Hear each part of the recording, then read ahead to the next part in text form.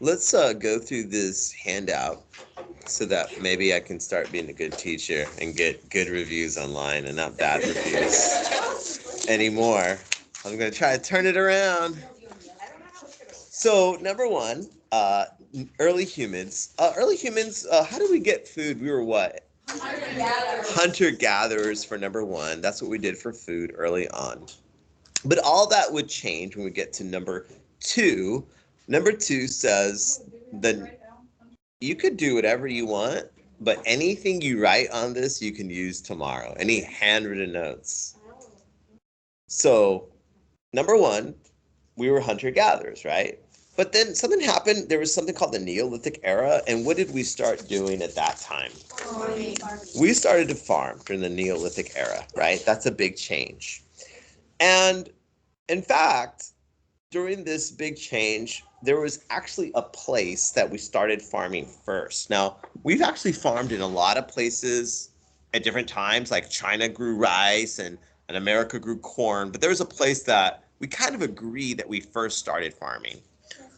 We started farming in Mesopotamia. That's the first place we started farming.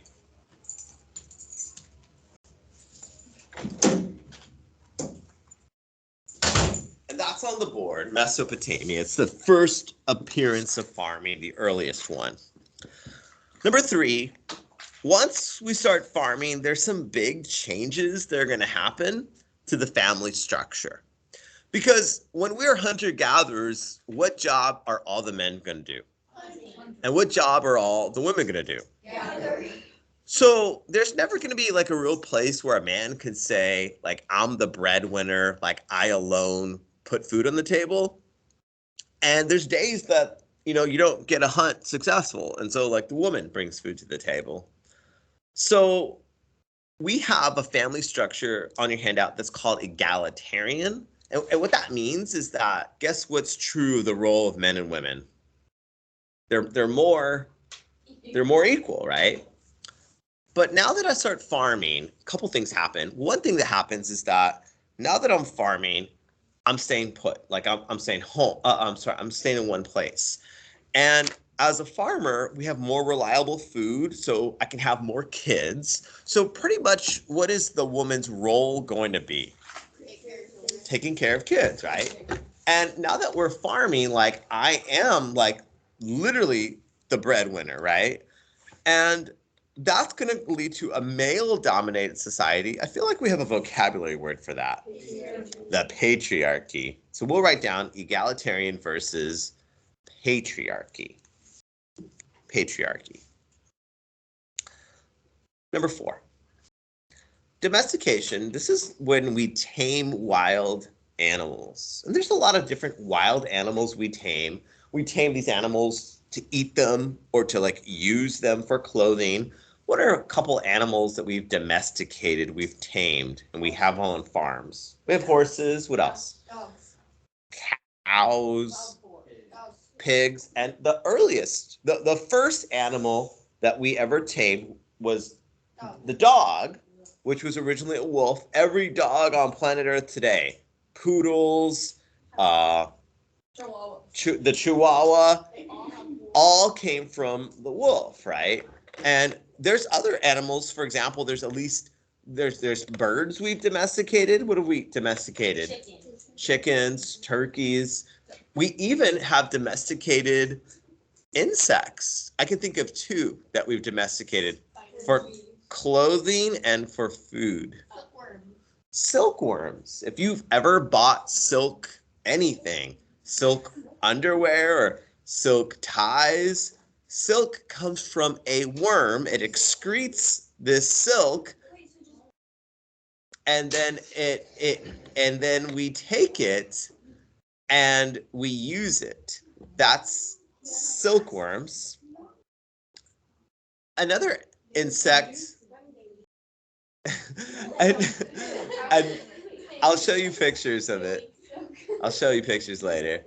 And there's another insect that we eat what they make. Honey. Yeah, the honeybee. We domesticated them, so we raised them. We put them in little boxes and like we steal their honey. So that's domestication. We tame these animals. Pastoralists are humans that raise animals, but they're always on the move. Pastoralists raise animals, but they're always on the move. Like, for example, if I raise goats and I stay at a place, but when the food is gone, I just move on to another location. They're kind of like nomads, these pastoralists. So they're not hunter-gatherers, because hunter-gatherers are always moving. But I'm not that, because I'm dependent on my animals. But my animals need new grazing land, so I'm always on the move. I'm a pastoralist. Number 6, locations of early civilizations. Early civilizations like the Egyptian civilization, Mesopotamia, the Indus River, they're all built along what? Yeah, we're going to write down river valleys. They're all along river valleys. What river valley was there in China that they started their civilization on? Okay, let's start off easier. In Africa, what's the river in Africa? The Nile. The Nile. What are the rivers in Mesopotamia? There's 2 of them. Tigris and Euphrates. India had the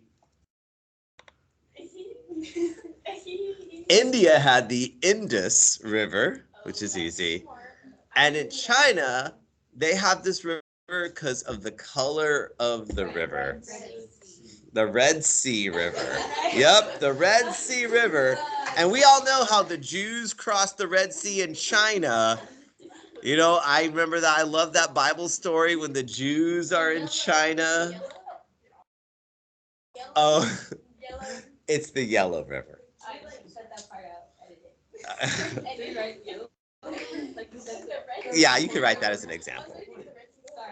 Okay, so number 7, Mesopotamian law codes. You might remember there's something called the Code of Hammurabi, and like early law codes that we looked at. And there's a general philosophy that, like, let's say I got in a fight with Gilma, and I knocked out Gilma's eye and her fake eyelashes. If I did that, what punishment would I get? Your eye. We're gonna. These are all natural.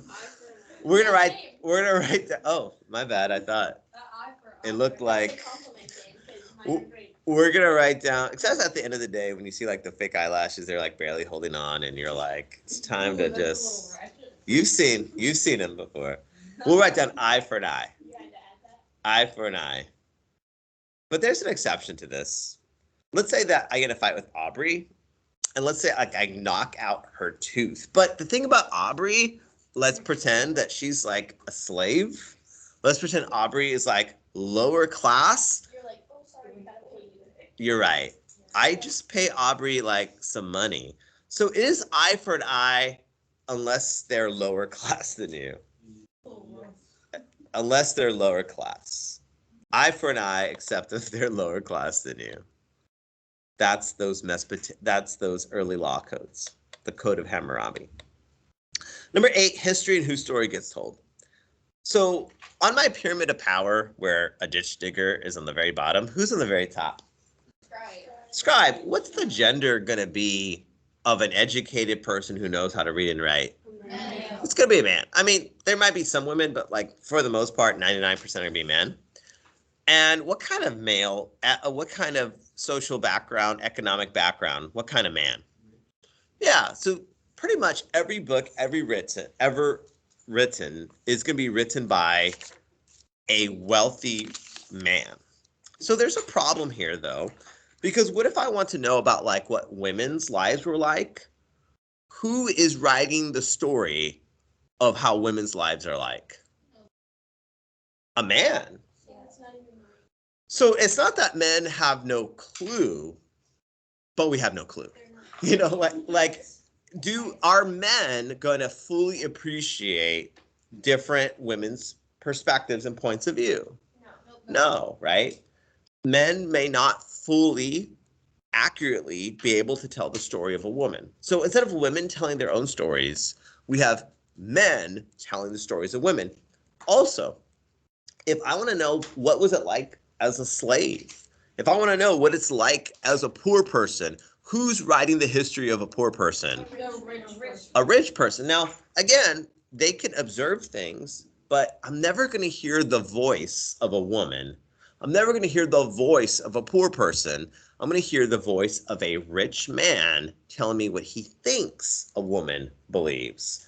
A rich man telling me what he thinks a poor man believes. And he could get some things right, but I think it's something that we should be aware of. Number 9. What's a good description of the behavior of polytheistic gods in Greece or Mesopotamia? Anthropomorphic, right? And anthropomorphic, you might remember, I think it's on the board right above Aubrey's head. You might remember that what were the gods willing to do for us being so loud they couldn't get a decent night's sleep? Yeah, wipe out all of humanity. We read a story called the Epic of Gilgamesh, you might remember. They're anthropomorphic. Number 10, every civilization has a form of writing. For example, what's their writing called in Egypt? Hieroglyphics. And then you might remember when we read Epic of Gilgamesh, they have a form of writing too, which is like these symbols that represent these different words. It's called cuneiform, which is spelled Cuneiform. Cuneiform. Cuneiform. Good job, Shelley. Number 11, early Israel, the Jews. You might remember that the Jews are divided into various tribes. In fact, you might remember that the first Jew was, who's the father of the Jews? Abraham. Abraham had a son named Isaac. Isaac had a son named Jacob, and then Jacob had this many sons that became this many tribes of Israel. 12. I want you to write down early Israel, 12 tribes. And you might also remember about Israel, they're the first what types of people? They're the first monotheists. They're the first people to say, I don't believe in many gods, and by the way, he doesn't need a statue. Early Israel.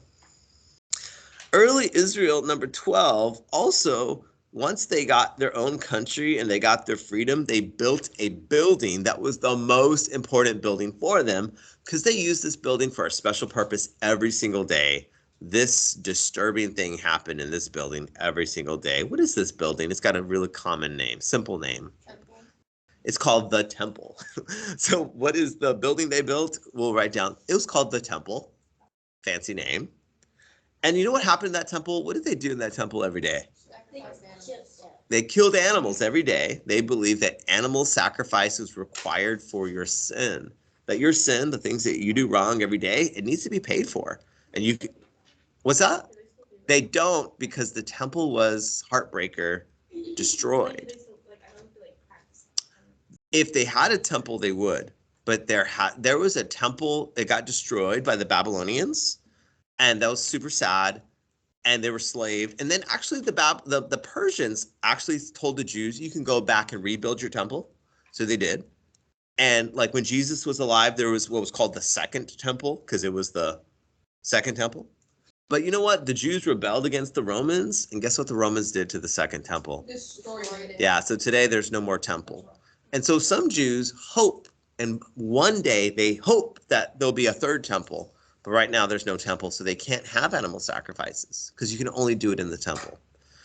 So that's the temple. Number 13, who ruled Israel before kings? I gave you the story of one of them named Deborah. She was a famous one of them. There was a guy named Barak who was a general who's going to go to war. He said, I won't go to war without you, Deborah. And Deborah's like, I don't know if you know how patriarchy works. I'm not supposed to do anything. And he was like, I don't care. I won't go without you.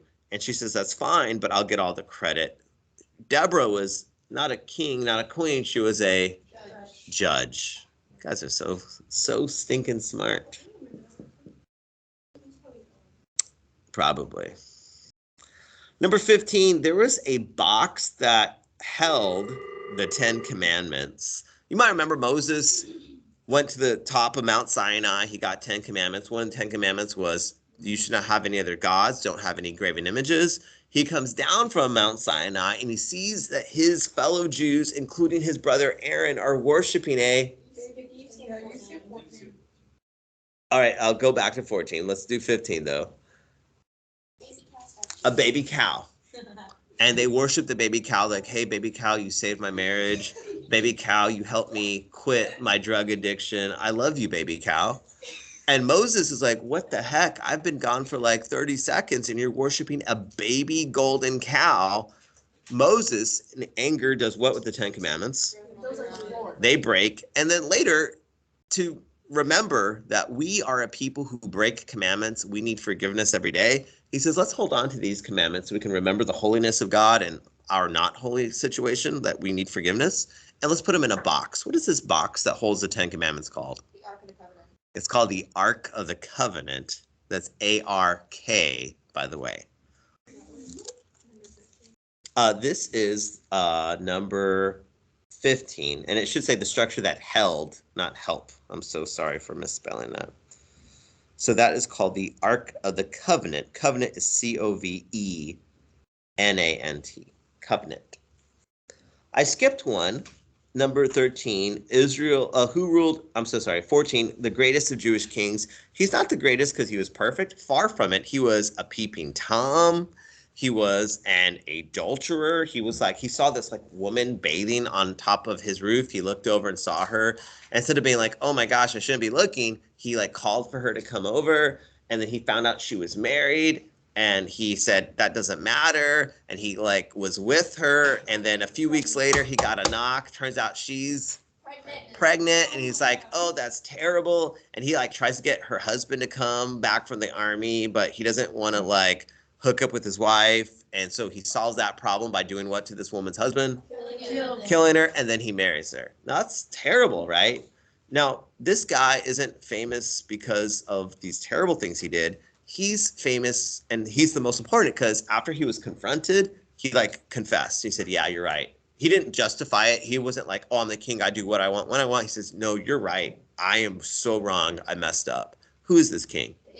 David. Write down David. He is the most famous, most important of all the Jewish kings, David. Not because he was perfect, but because when confronted, he fessed up. He said, yeah, you're right. He didn't make excuses or say, I'm the king.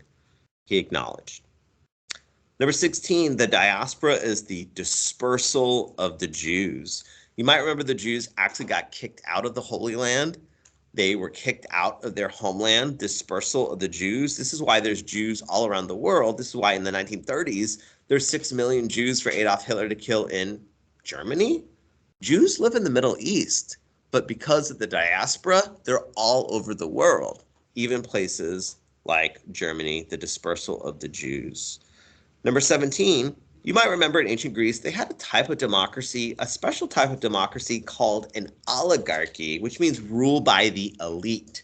Why would I say Greece is ruled by the elite? Well, what gender automatically was not allowed to vote?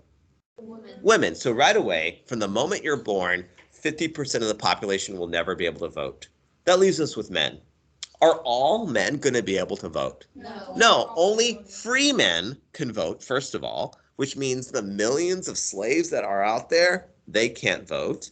And then it's not even all free men, because you have to be a free man that owns property. This is an example of an oligarchy. This is rule by the elite. We'll stop there on 17. We'll stop recording in just a second. And we'll come back and start recording again for part 2.